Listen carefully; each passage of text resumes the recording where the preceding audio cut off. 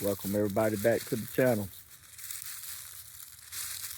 Today, I'm gonna take y'all a little bit into my past a little bit, kind of talk about, you know, how I got started when it came down to fishing. Um, I know that some of y'all have noticed lately that I've not really put a lot of on the water fishing content like I normally do, and that's what I love doing, is putting actual on the water content together, not just really talking to you about baits, but more or less really showing you the action of fishing and what I do to catch fish. Excuse the noise, I'm right here by the main road, but uh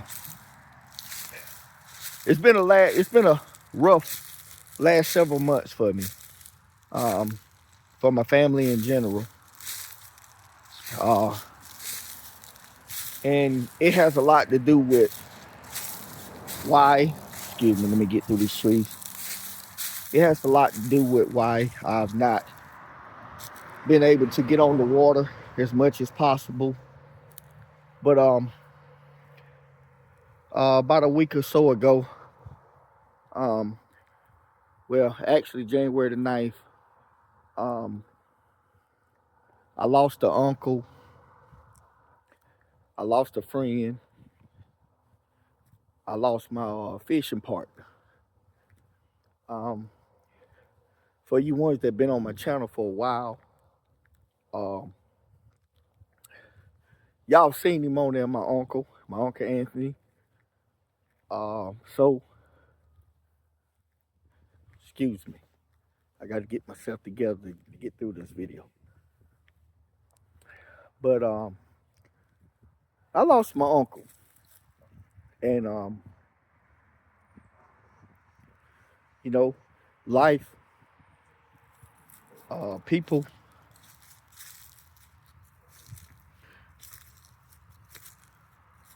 excuse me, people, family, friends, people in general. You have to take advantage of the time that you got with them, because time waits on nobody.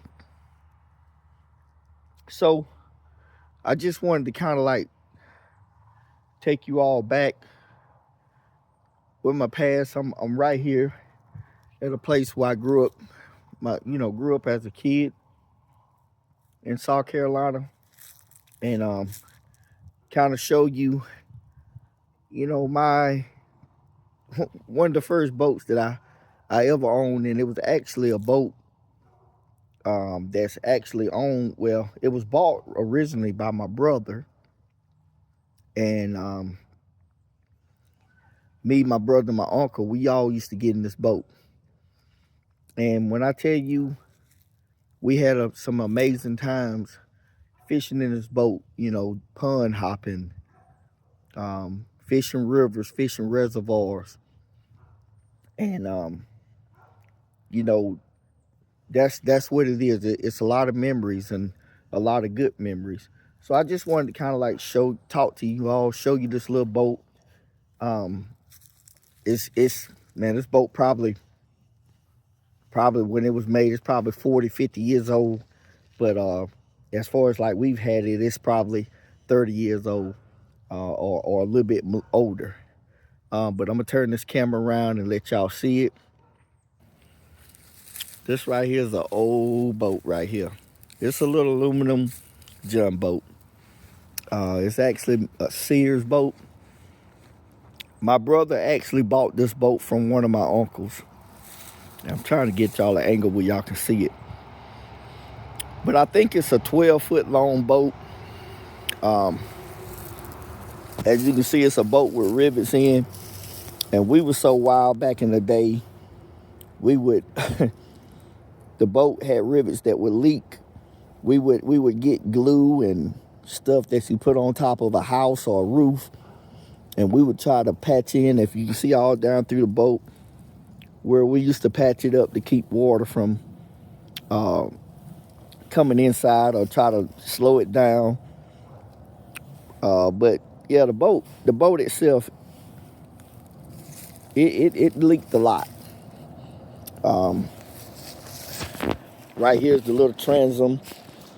All we used to use is just a little trolling motor.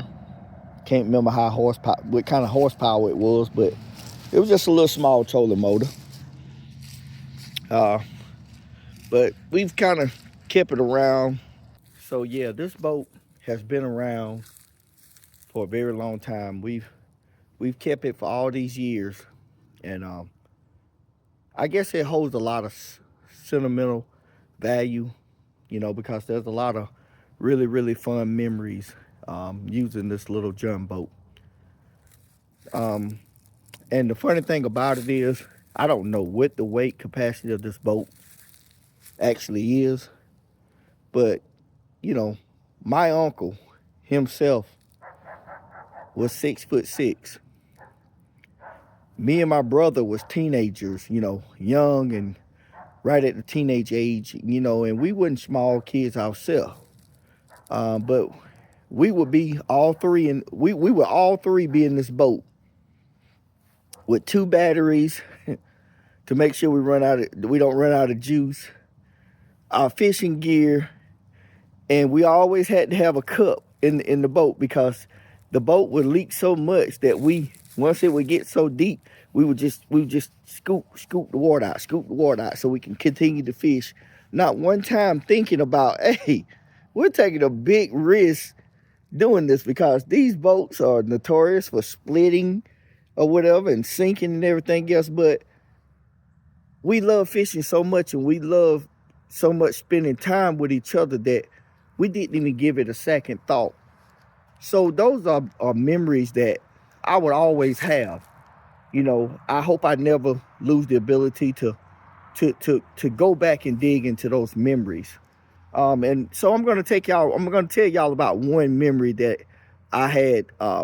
My uncle, he worked for a company that actually did a lot of work coming out of rock quarries. For you ones that know a lot about rock quarries, you know that rock quarries are, they have ponds and stuff on most of their property. And they're notoriously, people say throughout the years that, oh man, those ponds are super deep. They don't have bottoms to them. So there was one time in the early part of the winter, had just really got cold. I think it was like more like in the maybe first part of January. And my uncle kept telling us that he had a coworker that was, that kept telling them, hey, y'all need to come down here and fish a little bit. We go fishing in this pond right here on this rock quarry, and we catch a lot of good fish and everything else. And I guess my uncle would have those conversations with them about actually, him fishing or whatever.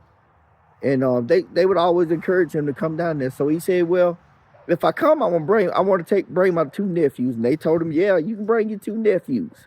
So, a few weeks went by, and we eventually loaded up the truck. My brother had a little 1970 something Nissan Datsun, little small truck, but it was big enough to put this little jumbo in. So we loaded up the jumbo and went down there. And the guy that my uncle worked with actually met us on the banks of the pond, on the property of the quarry. And, he's talking to us while we're loading the stuff on the boat. And I kind of got the impression that, hey, he didn't really think we knew how to fish. He just figured, hey, we got 3 guys right here. They just like to fish. They don't really know what they're doing or whatever. So, I kind of got that impression. But long story short, we ended up getting on the water. And it was truly one of the most memorable, magical days of fishing I've ever had in my life. Between me, my uncle, and my brother, we caught tons of fish. I mean, we caught so many fish that, to the point where you could, we was throwing back 3-pounders, because we was catching 4s, 5s. I think we had a 6 in a couple of sixes in the boat. So we had a magical day of fishing, and it just one of those days that's just magical. It just everything seemed to work, and we had a good time. So it got late in the evening, and we, it started getting like it is now, almost dark. So we figured it was time to get off the lake, or to get off the pond.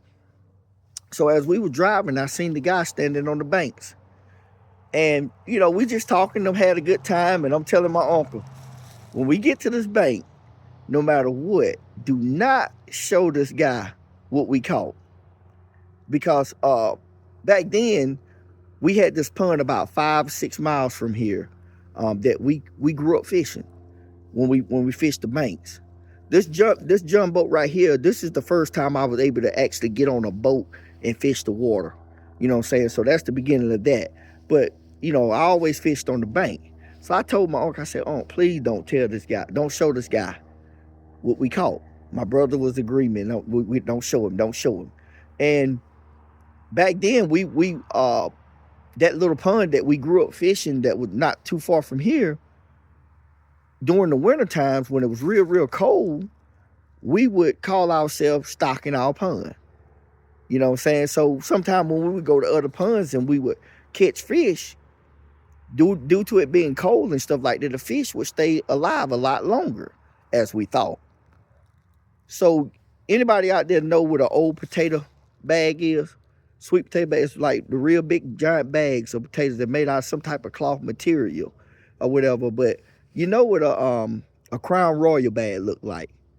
So what we did was we took one of those potato bags and we threaded the top of it just like a Crown Royal bag with one of those extra long fishing stringers that you can buy from the store, the big heavy duty ones, so we can open and close it, whatever. So when we caught fish, that's what we put in our fish in, and when we put them in there, we just throw them over the edge of the boat and let them float in there, and the water come through the bag and allow them to breathe and to live for a long time.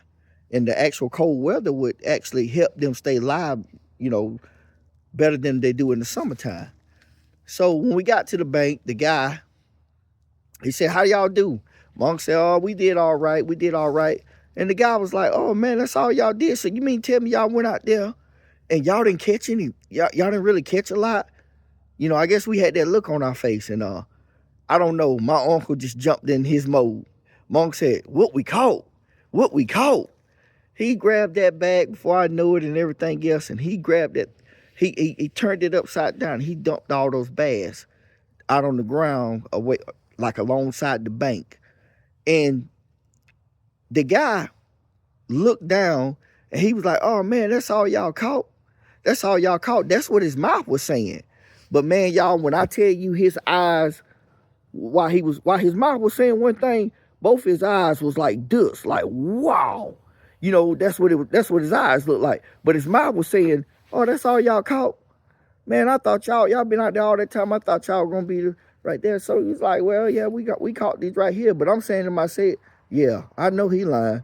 I know he is very shocked. I can see it in his eyes. So long story short, we make the trip back home, and about a month later, we decided to go back down there. We loaded up the truck again. We drive all the way down to the quarry, which was located in the area called Greenwood, South Carolina, about a little bit over an hour away from where we live at the moment. And we got down there, we did the same steps or whatever. But when we let them know that we was about ready to fish, they stopped us. They said, "Oh no, we don't allow nobody to fish. We don't allow nobody to fish again." Until this day right here, we've never fished that rock quarry pond ever again.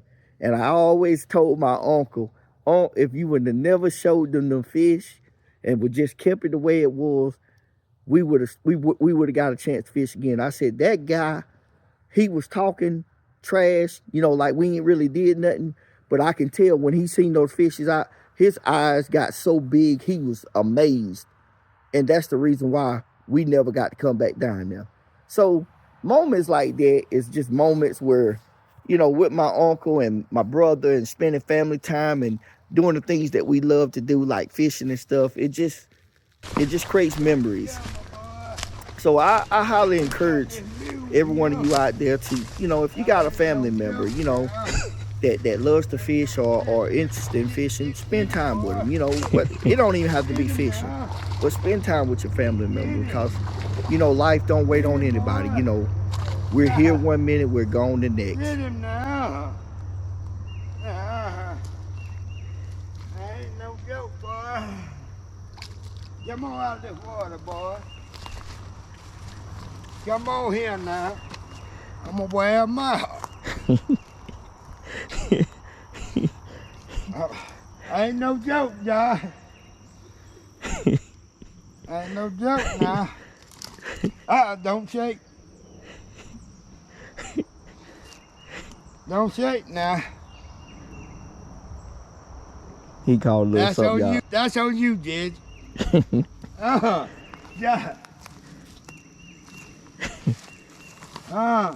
How long Daddy gonna let you go back? Seeing my father and my uncles go through the grief, and my aunts going through the pain of losing their brother as well as us. You know, we was real close, and I never forget him, and I love him. But I just wanted to take a moment, kind of fill y'all in a little bit on what been going on, why I hadn't really been on the water that much. I plan to get on the water and try to get more content. But if you're still here, sitting here watching this video, I appreciate every last one of y'all, all the support that you give me as far as my channel. But with that being said, I'm gonna go ahead and get out of here, and I'll holler at y'all on the next one.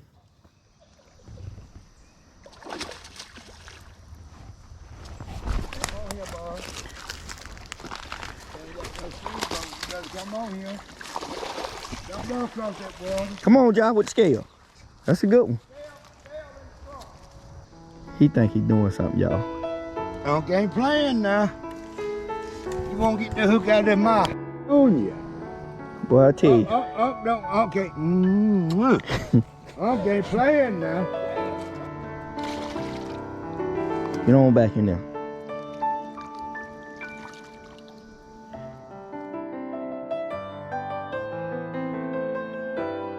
Me and my uncle and my brother gonna be out fishing. So we're gonna do it yours, Jett. I got no fish.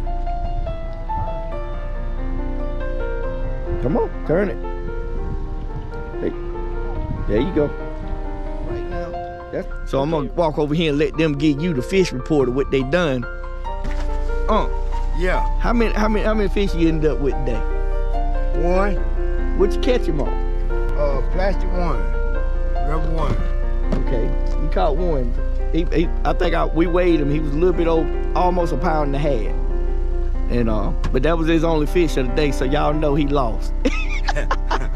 All right, my brother right here. Everybody, this is my brother. Let him tell you how many he caught today and what he caught them on. I caught about 8, but they was a little bit too small. They about 10 and a half, 111. They were just too small. What you catch them on? I caught some off a plastic worm, caught some off of my swim jig, but that was it. Yeah, so he catch a lot. He caught a lot of them, but he couldn't catch none that was 12 inches or greater. So they didn't count. So y'all looking at the winner.